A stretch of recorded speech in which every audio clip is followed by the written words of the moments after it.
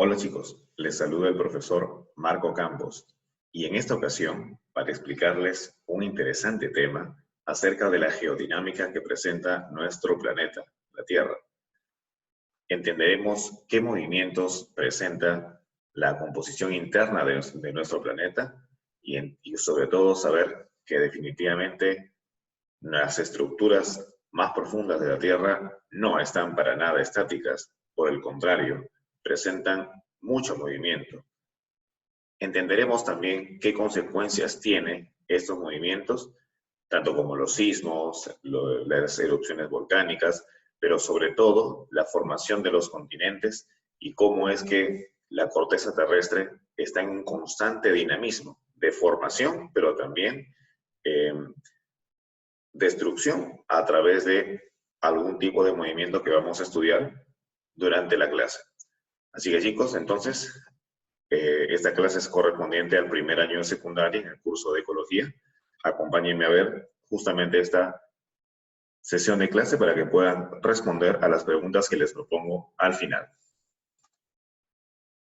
Y bien, para hablar de los movimientos o la dinámica de la Tierra, antes tenemos que entender cómo está conformado el relieve terrestre.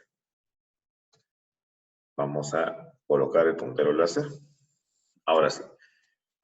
Entonces, la gran pregunta es, ¿cómo se forma el relieve terrestre? Pero para poder responder a esa pregunta, como les decía, primero tenemos que comprender qué es lo que está en la estructura interna de la Tierra.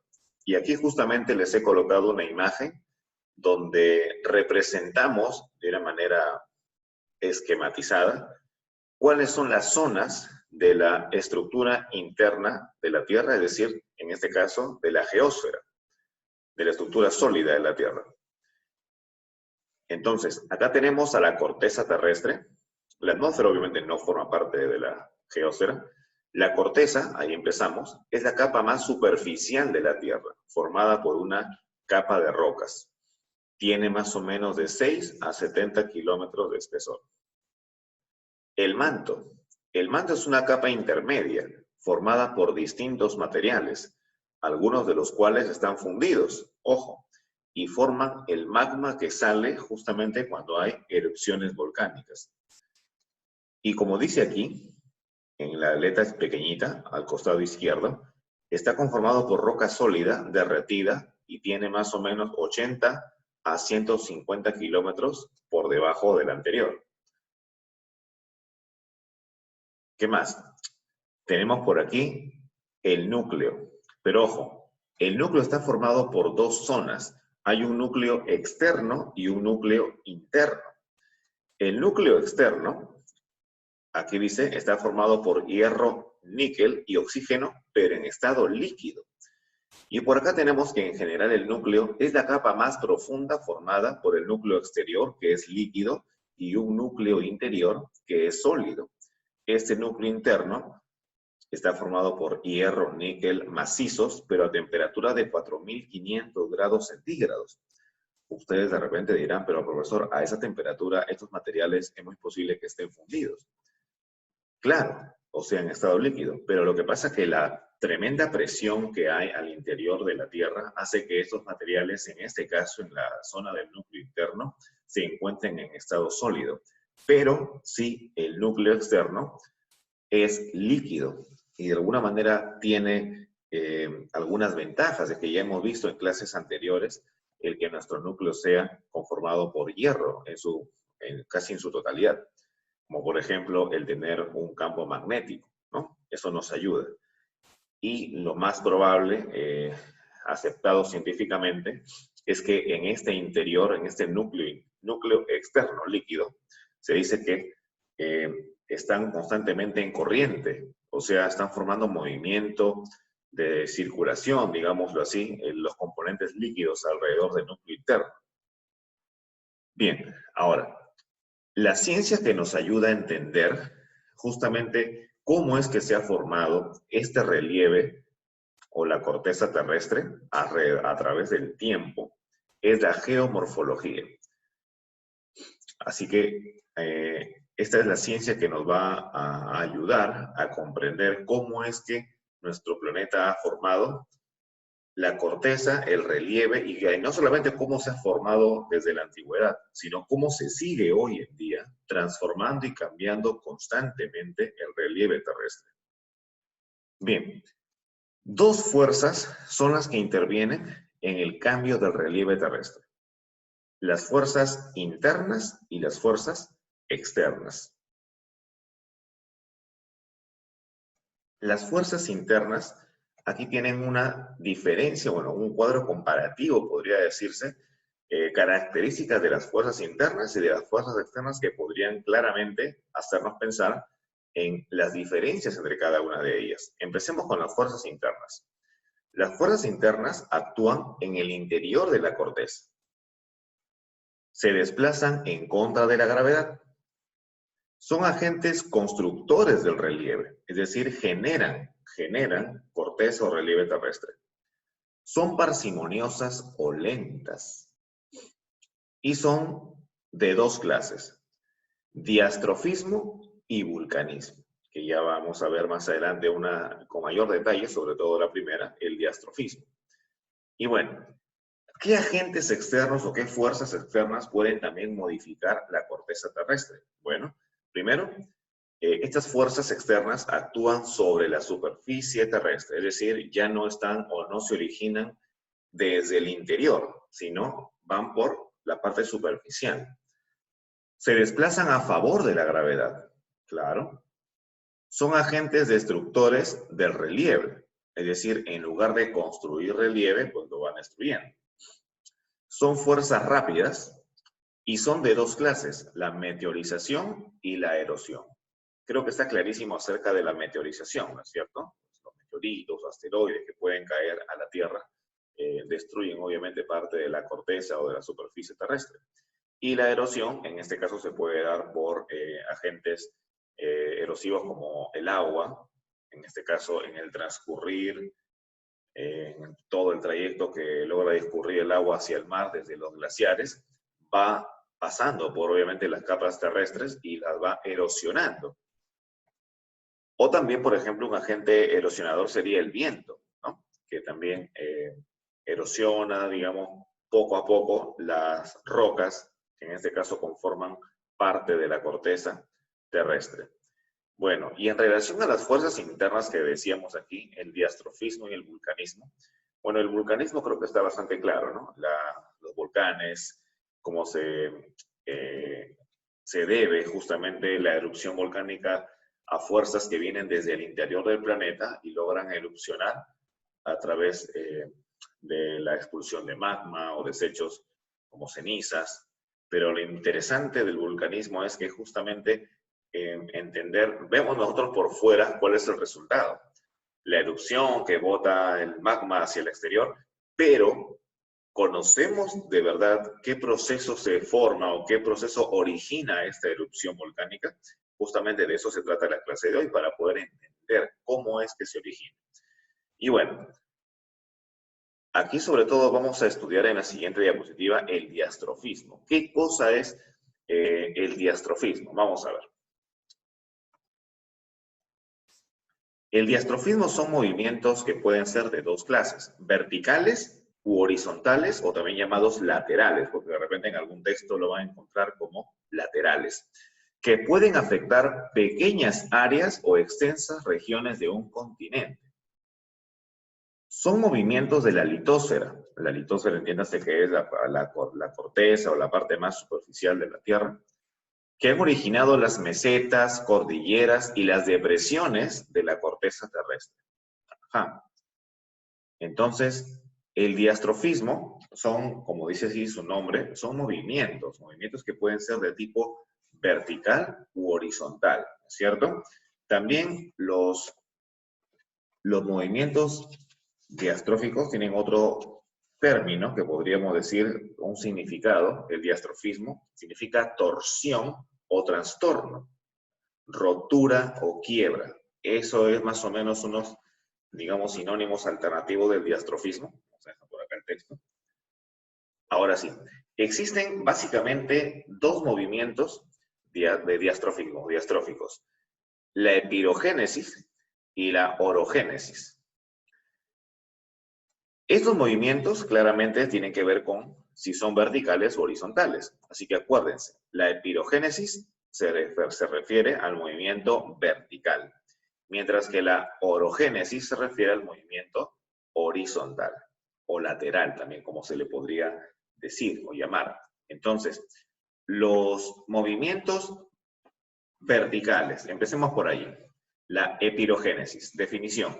Es el movimiento de tipo vertical que permite la formación de los continentes. Ahí hay una característica primordial. O sea que la epirogénesis provee o provoca la formación de continentes. ¿Qué más? Este movimiento se produce porque se trata de recuperar el equilibrio isostático perdido. Y acá hay un término interesante que ustedes van a tener que estudiar o buscar, investigar. ¿Qué es el equilibrio isostático o la isostasia? El equilibrio isostático, bueno, ya con las actuales teorías acerca de la tectónica de placas y el movimiento de estas, se dice que así como se destruye continentes por el efecto del movimiento de las placas. En este caso, si ustedes logran observar acá en el lado izquierdo, tenemos acá una placa de la litosfera que va hacia la derecha y por acá tenemos una placa que va hacia la izquierda. Entonces, ese movimiento de, digamos así, de subducción, donde una placa se va insertando debajo de otra, implica que hay parte del continente o parte de una corteza que se va a ir metiendo debajo de otra, es decir, se va a ir perdiendo, ¿correcto? Pero así como se pierde continente en ese movimiento, también podemos formar continente a través de otro tipo de movimientos, por ejemplo, lo que es la expansión oceánica. Es decir, cuando las placas se abren paso y van saliendo materiales que se van solidificando y de esa manera se va expandiendo el lecho marino, por ejemplo, ¿no?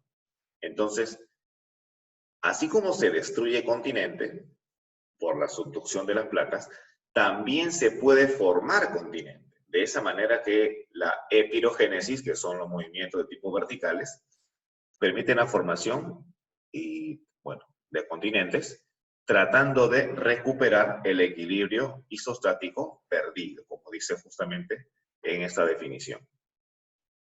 Ahora pasemos a ver la orogénesis. ¿Qué es la orogénesis? La orogénesis es el movimiento de diastrofismo de tipo horizontal o lateral, como se diría, el cual da origen a las montañas. Ajá. Bueno, miren, hay dos tipos de movimientos movimientos de tipo orogénesis. Aquellos que generan plegamientos y aquellos que originan fallas. Veamos. Los plegamientos se forman cuando la capa superficial de gran plasticidad, o sea, que se puede deformar con facilidad, al ser sometidas por las fuerzas laterales, se han arrugado, originando hundimientos o levantamientos. Esto, algunos docentes utilizan una forma, digamos así, práctica de poder enseñar estos plegamientos que se originan a través de los movimientos horizontales o laterales, utilizando una toalla así, digamos así, extendida y que ustedes la van a apachurrar hacia el centro. Si ustedes se dan cuenta, cuando comienzan a deformar a la toallita, se forman una serie de onditas, ¿no es cierto? Unos plegamientos. Entonces, esa es más o menos la explicación que podríamos decir cómo se originan justamente estas formaciones, ¿no? Los plegamientos que se originan al momento de aplicar fuerzas horizontales, en este caso fuerzas que van contrayendo a la superficie. Y bien, los plegamientos pueden ser de dos tipos, como dice acá, si ustedes pueden observar, anticlinal o sinclinal. Anticlinal, ¿a quién se referirá? Se referirá a las elevaciones, mientras que sinclinal se referirá a las depresiones, a los valles, ¿no es cierto? mientras esto se refiere a las montañas. Claro está. Entonces, las montañas es una elevación de tipo anticlinal, mientras que los valles, aquí lo ven en la parte central, es una depresión de tipo sinclinal. Así que hay términos que también sería importante anotar y sobre todo investigar para que cuando encuentren esos términos en algunas preguntas sepan a qué se refiere. Y ahora, las fallas. Las fallas también originan montañas. Claro, si ustedes se dan cuenta, no perdamos de vista acá el término, lo vamos a resaltar. No pierdan de vista que el movimiento de orogénesis da origen a las montañas, por si acaso. Ahí está una característica para poder comparar. Y me voy a hacer un paréntesis muy breve, mientras que el movimiento de epirogénesis da lugar a la formación de continentes. Así que ahí tiene también una diferencia sustancial para que puedan tenerla en cuenta al momento de alguna práctica o algún examen. La epirogénesis, formación de continentes. La orogénesis, formación de montañas. Ahora sí, continuamos. Las fallas. Las fallas justamente es la brusca ruptura de la corteza terrestre debido a la poca plasticidad de las rocas. Forman mesetas y depresiones. Claro, es como si el suelo tuviera una abrupta ruptura, como dice acá, ¿no es cierto? Es decir, no sé si ustedes han visto recientemente, observamos hundimiento del suelo, ¿no? Que de repente, una vez estuve en Japón, por ejemplo, que una cuadra casi entera pues, se hundió, ¿no es cierto? ¿Por qué? Porque justamente presentan fallas ese tipo de terrenos. Es común que estas fallas produzcan justamente depresiones y también puntos elevados, ¿no es cierto? Entonces, estos puntos elevados, estos puntos bajos, justamente son o originan la formación también de montañas, pero en este caso es una formación de montaña a través de otro tipo de situación, es una consecuencia a través de las fallas, es decir, es una deformación del suelo de tipo falla. Ambos son originadores de montañas, si se dan cuenta. Uno es de tipo plegamiento y el otro es mediante las fallas en la corteza terrestre. Muy bien, chicos. Espero que haya quedado clara esta parte del diastrofismo, porque en realidad es bastante textual. Solamente que yo le he colocado con dos organizadores visuales para que ustedes puedan tener una información precisa, corta, lo necesario nada más que es importante conocer acerca del diastrofismo. No vamos a ahondar más. Básicamente quería que sepan que son dos movimientos, uno vertical, la epirogénesis, otro horizontal, la orogénesis. ¿Ok? Cada uno de ellos tiene su objetivo. En el primero, la formación de continentes. En el segundo, la formación de montañas. Muy bien. Vamos a borrar los dibujitos para pasar a la siguiente diapositiva. Ahora sí, algo muy interesante, muy importante. Hemos llegado a la parte interesante que es la teoría tectónica de placas. ¿Qué es la teoría tectónica de placas? De alguna forma ya estábamos hablando acerca de ello cuando mencionábamos a la epirogénesis, ¿no es cierto? Claro, miren, esa teoría tectónica de placas fue planteada por el científico Harry Gies y sostiene que la litósfera es como un rompecabezas, donde cada una de las divisiones o partes es una placa que se halla flotando sobre otra masa llamada astenosfera, dice acá, o manto superior. En ella tienen lugar las corrientes de convección, las que serían responsables del movimiento o tectónica de las placas. O sea, esta teoría, más o menos lo que propone es que la litósfera se encuentra como si fuera, como dice aquí, con partes pequeñas o piezas, llamadas placas. Esas placas, a manera de rompecabezas, se encuentran flotando en una especie de parte de la corteza terrestre denominada la astenosfera. Y ahora, esto se basa justamente en que el interior de la Tierra se encuentra a una temperatura muy elevada.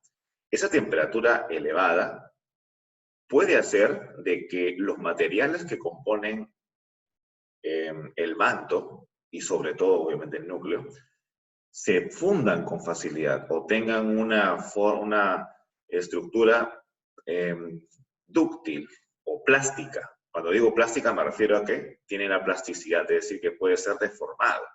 Entonces, esa posibilidad de deformación hace que la litosfera que se encuentra en la parte más externa, por así decirlo, de la corteza terrestre, se encuentre en posible movimiento. Entonces, esa teoría justamente es la que propuso His, y que, si bien es cierto, His no tuvo, digamos así, un mérito único en relación a la teoría de la tectónica de placas, sí sería importante mencionar aquí que His se apoyó en la teoría precedente de la deriva continental y la Pangea. Esta teoría fue propuesta por Alfred Wegener a principios del siglo XX, y me parece que es una teoría, es así, sí sería en todo caso, digamos así, innovadora, destellante para la época. Sin embargo, como vamos a ver en un video, no tuvo la aceptación en su momento, pero hoy en día pues es mundialmente aceptada la idea de las placas tectónicas, y también obviamente por consecuencia o por precedente la idea de la deriva continental y el considerar que antes estuvieron los continentes unidos en una sola estructura llamada Pangea. Bien, vamos a ver justamente, antes de continuar, para poder entender mejor lo que es la teoría tectónica de placas, un video pequeño acerca de la teoría de la deriva continental y su importancia o su implicancia en la teoría tectónica de placas. Así que yo considero que es importante porque no mencionamos a Alfred Wegener dentro de ese tema, sino que se lleva el crédito His, pero quiero de todas maneras hacerles hincapié acerca de aquella teoría. Así que vamos a ver un pequeño video en este momento.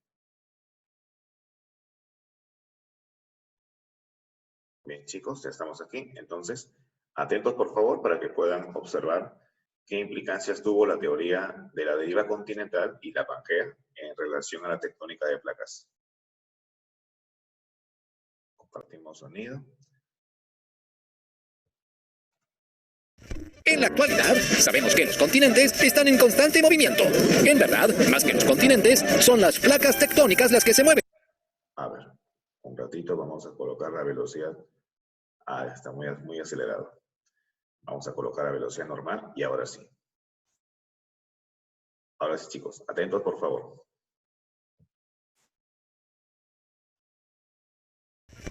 En la actualidad, sabemos que los continentes están en constante movimiento. En verdad, más que los continentes, son las placas tectónicas las que se mueven, es decir, fragmentos de la capa superior más fría y rígida de la Tierra. A principios del siglo XX, el alemán Alfred Wegener empezó a hacerse preguntas y a encontrar respuestas sobre la ubicación de los continentes.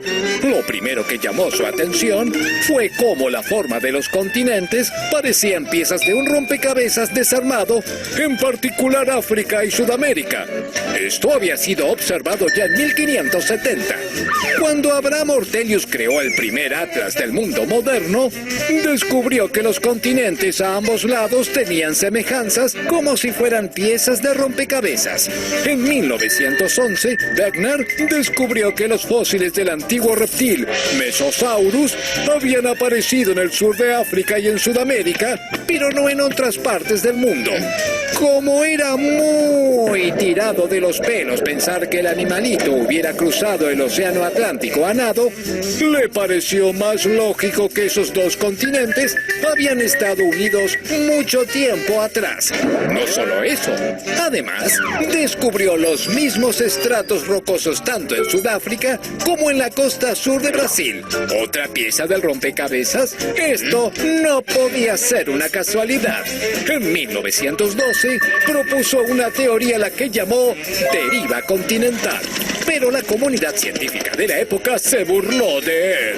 Él decía que los continentes actuales habían estado unidos hace millones de años y que lentamente habían ido deslizándose. Los otros científicos preferían imaginar la existencia de un larguísimo puente que uniera África frontera con América y que ahora estaba oculto bajo el nivel del mar. Esa idea les parecía más sensata que las evidencias que había encontrado Beckner. Pero el bueno de Alfred no se quedó quieto y siguió investigando. Y encontró que en el archipiélago Svalbard, ubicado en el océano glacial ártico, había fósiles de cícadas y helechos, es decir, unas bonitas plantas tropicales en pleno casco polar. La presencia de estos fósiles en esa zona le sugería a Beckner que el archipiélago tuvo en un pasado lejano un clima tropical. También descubrió que los montes Apalaches de la costa este de Estados Unidos estaban relacionados geológicamente con las formaciones caledónicas de Escocia. La cosa iba tomando forma. Todo esto lo llevó a plantear la existencia hace millones de años de un supercontinente. Un inmenso espacio de tierra en el que, es decir, toda la Tierra. Pero el gran problema que tenía su teoría era que carecía de un mecanismo geológico que explicara por qué los continentes se movían. Alfred desconocía la existencia de las placas tectónicas. Lamentablemente, Beckner murió antes de que su teoría pudiera comprobarse científicamente. En la década de 1950, la geóloga Mary Thorpe jugó un papel determinante en esta historia. Basándose en las mediciones del fondo del océano Atlántico realizadas con un sonar, creó el primer mapa del lecho oceánico. En este mapa se podía apreciar la cordillera más larga del mundo, pero además en medio, un gran surco central, una fosa, una especie de corte en la tierra. Mary Thorpe estaba maravillada con su descubrimiento, pero fue maltratada por sus compañeros y colegas que decían que su teoría sonaba demasiado parecida a la locura de la deriva continental que había planteado Beckner. Ella, como el pobre Alfred, tampoco se dio por vencida. Años después, Mary junto con su escéptico colega Bruce Hesson descubrieron que el mapa de epicentros de terremotos en el océano coincidía perfectamente con la fosa. Este surco era la división entre dos placas tectónicas. Mary Thorpe siempre había tenido razón y también Beckner. Hoy, Alfred Beckner y Mary Thorpe, estén donde estén, se animan a hacerles pito catalán a sus detractores.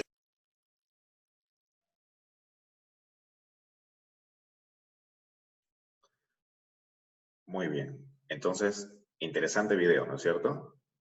Quería mostrarles porque no pretendía que solamente el crédito se lo lleve Gies acerca de la teoría tectónica de placas. Hubo un científico muy importante que fue Alfred Wegener en relación a la teoría de la deriva continental, solamente que él no tenía la explicación o la idea de que las placas tectónicas podían originar justamente esta deriva de los continentes. Y Gies, obviamente, él se da cuenta que ya con esa teoría también explicaba de paso la deriva continental y la idea aceptada de que antes los continentes estuvieron unidos mediante un solo bloque llamado Pangea. Muy bien, según la clase de corteza, existen dos tipos de placas. Una placa continental y una placa oceánica.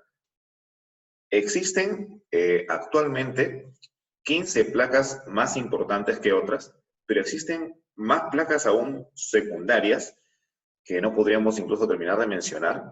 Pero lo interesante aquí es que estas placas que originan, en todo caso, todo el fondo o la corteza terrestre, están en constante desplazamiento.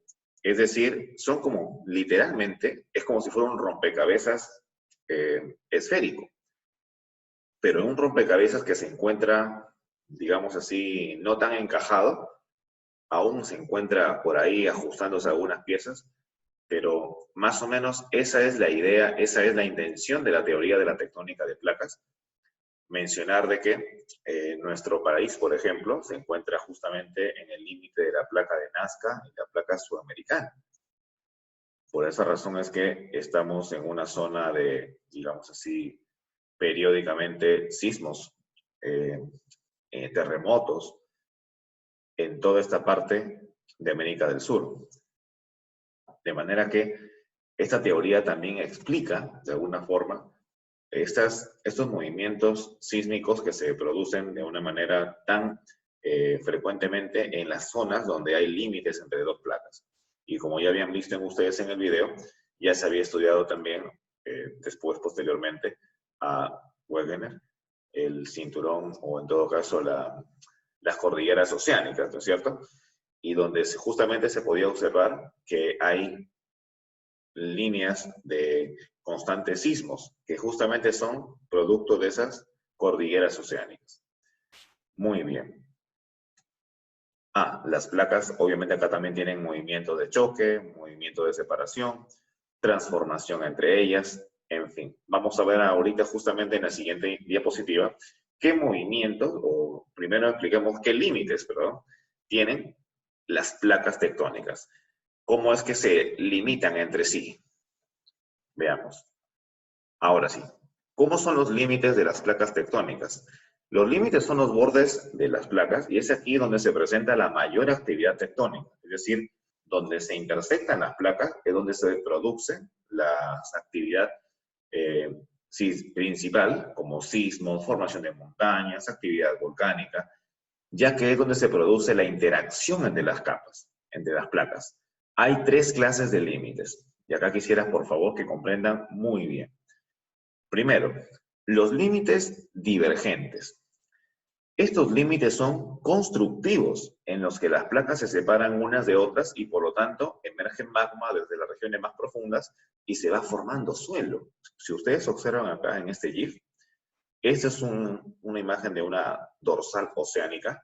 Observan que desde el interior sale o emerge magma, y como emerge magma en esta intersección de placas de tipo divergente, ese magma tiene que solidificarse al momento de salir al exterior, porque está en el lecho oceánico. Entonces se produce la formación de suelo, es decir, la formación de suelo oceánico. Por lo tanto, se va a expandir el lecho oceánico. Ajá, miren, eso es interesantísimo. Eso es un límite constructivo. ¿Por qué constructivo? Porque está formando suelo. Está formando, en este caso, continente o en la parte del océano. Siguiente límite, los límites convergentes. Estos límites son destructivos, en los que una placa choca con otra, formando una zona de subducción. La subducción es más o menos esto, ¿no? Que una placa tectónica está por debajo de otra y se va metiendo una debajo de otra. La placa oceánica se hunde, por ejemplo, bajo la placa continental, o un cinturón orogénico si las placas chocan y se comprimen. Son también conocidos como bordes activos. En la imagen podemos observar que tenemos una placa oceánica limitando con una placa continental. ¿Y qué es lo que pasa? La placa oceánica se va metiendo, es decir, así como se crea suelo marino, se crea continente, también se pierde, es decir, se va hundiendo. Este hundimiento es lo que produce justamente las fosas. Si ustedes pueden ver acá en la diapositiva, dice fosa. Y ese movimiento también, chicos, origina que en la litosfera, sobre todo en la zona cercana a las cordilleras, estos movimientos originen también erupciones o tránsito de masas de magma que se van acumulando hasta la superficie y derivan en los volcanes o en las erupciones volcánicas. Justamente es por eso que estas zonas son bordes activos. Entonces, los límites divergentes son constructivos, crean suelo, crean continente. Los límites convergentes son límites destructivos. Una placa va debajo de la otra, ¿no es cierto? Entonces se va interiorizando, va perdiendo terreno. Mientras que los límites transformantes, que es la última, son límites neutros. Es decir, acá no se va por debajo, aquí no crean suelo, sino que están así, uno vecino con el otro. Son límites neutros, donde los bordes de las placas se deslizan nada más una con respecto a otra a lo largo de una falla de transformación. Un ejemplo de este límite transformante es la conocidísima falla de San Andrés en los Estados Unidos. Aquí tenemos una imagen. Ustedes pueden investigar también para ver otras formas de límites transformantes. Entonces queda claro, hay tres tipos de límites: divergentes, convergentes y transformantes. Bien, pasemos a ver ahora los movimientos. Miren, y me parece que con esta diapositiva también finalizamos la explicación. Chicos, es muy interesante comprender el movimiento de las placas tectónicas, porque justamente esto explica también de alguna manera el principio del tema. ¿Cuál es la geodinámica interna de la Tierra? ¿Cómo se produce el diastrofismo? ¿No? O sea, el tema es un todo, pero definitivamente el comprender el movimiento de las placas tectónicas nos ayuda a comprender cuáles eran esos movimientos que habíamos visto al principio de la sesión. Miren, el origen del movimiento de las placas, y acá quiero que ustedes puedan comprender por qué ocurre ese movimiento. Miren, en esta primera imagen tenemos la divergencia de placas. Recuerdan que les mencioné que divergen, cuando hay límites divergentes, se crea suelo marino, ¿no es cierto? Notan ustedes que acá el magma, digamos, esto es una animación, pues, muy exagerada acerca de la corteza terrestre, considerando que la corteza muy interna es totalmente líquida, o por lo menos es dúctil. Está saliendo, está emergiendo. ¿Se dan cuenta cómo emerge? Y se va enfriando, y significa que si esto va emergiendo, va formando continentes, ¿sí o no? Claro, porque va formando suelo, y ese suelo se va incrementando. Entonces, vamos acá a la definición. El origen del movimiento de las placas está en unas corrientes de materiales que suceden en el manto, las denominadas corrientes de convección, y sobre todo en la fuerza de gravedad. Estas corrientes de convección se producen por diferencias de temperatura y densidad, de manera que los materiales más calientes pesan menos y logran ascender. Y los materiales más fríos son más densos, pesados, y comienzan a descender. El manto. Sabemos que es sólido el manto, ya lo habíamos mencionado al principio de la sesión, pero se comporta como un material dúctil, es decir, plástico que se puede moldear, se deforma y se estira sin romperse, debido a las altas temperaturas a las que se encuentra, sobre todo el manto inferior. En las zonas profundas, y acá quiero que escuchen, el manto hace contacto con el núcleo. Recuerdan que el núcleo era líquido y estaba a una temperatura alta, ¿no es cierto? El calor es muy intenso, por eso es que grandes masas de roca se funden parcialmente, es decir, se hacen líquidas, y al ser más ligeras ascienden lentamente por el manto, produciendo unas corrientes ascendentes de materiales calientes, las plumas o penachos térmicos. Algunos de ellos alcanzan la litosfera, la atraviesan y contribuyen a la fragmentación de los continentes. Miren, chicos, entonces, esos materiales calientes, como dice aquí, se pueden ver justamente en las erupciones volcánicas, como vemos nosotros constantemente alrededor de la Tierra, y contribuyen justamente también a que los continentes se vayan fragmentando. Miren ustedes, en los GIF que están en la parte inferior, del primero ya más o menos les mencioné que se está creando continente, ¿no es cierto?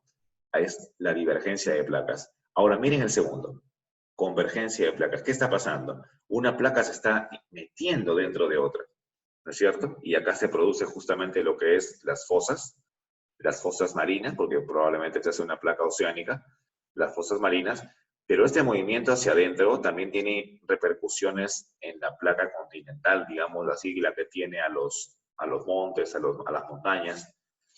Así que eso es justamente lo que produce también el origen de este tipo de características geográficas, como son los montes, las montañas. Las montañas más grandes justamente se han producido debido a esto. Y miren ustedes, cómo es que los continentes se van, o las placas se van introduciendo una debajo de otra. Este movimiento de introducción hacia el interior de otra placa se llama la subducción. Y ahora sí, pasemos a la última imagen. Dice expansión del fondo oceánico y vulcanismo. Vamos a esperar que se reinicie la imagen. Ok, observen, es lo mismo que las anteriores, solamente que acá estamos complementándolo en uno solo. Miren, cómo se forma suelo. ¿Se dan cuenta cómo ustedes ahí están viendo la formación? Y acá, miren, la subducción, ¿no es cierto? Que les había mencionado. Pero, ¿qué pasa? Hay materiales incandescentes que por el movimiento de subducción erupcionan en los volcanes. ¿Se dan cuenta? Entonces, más o menos esa es la lógica de los movimientos de la Tierra. Es decir, estos movimientos son o manifiestan un equilibrio, si ustedes se pueden fijar. Así como tenemos divergencia de las placas y hay formación de continentes, también tenemos convergencia de las placas y destrucción de continentes. Y obviamente con los efectos que todos sabemos que pueden tener esta convergencia o divergencia de placas, como son los sismos, los volcanes, ¿no? La formación de montes, de valles, fallas geológicas. Es decir, constantemente el suelo, el relieve terrestre está en constante movimiento. En nuestra localidad nada más vemos que las playas poco a poco van perdiendo terreno, ¿no? Y así, entonces el hombre tiene que, digamos así, artificialmente, se tiene que ingresar más arena, más tierra para que podamos ganar el litoral. Pero nos damos cuenta que en nuestro planeta, en la corteza, no está para nada quieto. Está en constante movimiento y lo ha estado durante miles de años. Y esto nos enseña justamente a poder entender y comprender cómo es que estamos nosotros también de alguna manera interactuando con nuestro medio ambiente. Por alguna casualidad, las condiciones que tenemos hoy en día son para poder habitar este planeta, pero en un pasado de repente no lo fue así. Si ustedes están observando, la corteza terrestre hoy en día está prácticamente sólida, sea en forma de roca. Aún continúa en proceso de desarrollo, si ustedes se dan cuenta. No somos un planeta que tenga su estructura totalmente sólida, sino que somos un planeta que sus capas de la manera más interna están en diferente estado. Tenemos una capa que es incluso líquida y que de alguna forma también contribuye a este tipo de movimiento de las placas. Así que, chicos, esa justamente era la explicación acerca del movimiento de las placas tectónicas y lo que nos permite explicar muchos fenómenos geológicos, como los sismos, los volcanes, los terremotos, la formación de las montañas, que ya les había comentado, los valles, las llanuras, etc. Bien, acá les dejo unos ejercicios para que comprueben su aprendizaje. Seguramente los trataremos de responder cuando estemos también a través de la plataforma Zoom, explicando la misma sesión. Chicos, muchísimas gracias una vez más y felicitaciones por esforzarse en prestarme atención semana a semana. Es un placer definitivamente estar siempre al frente de ustedes y ya saben que esta sesión la vamos a reforzar la próxima sesión, la próxima semana a través de la plataforma Zoom. Cualquier consulta que tengan, no duden en hacerla a través de la guía virtual. Les sugiero dar sus evaluaciones virtuales después que ya hayamos realizado la conferencia en vivo a través de Zoom. Y pues, chicos, ya nos estaremos encontrando en una nueva clase. Cuídense mucho. Hasta luego.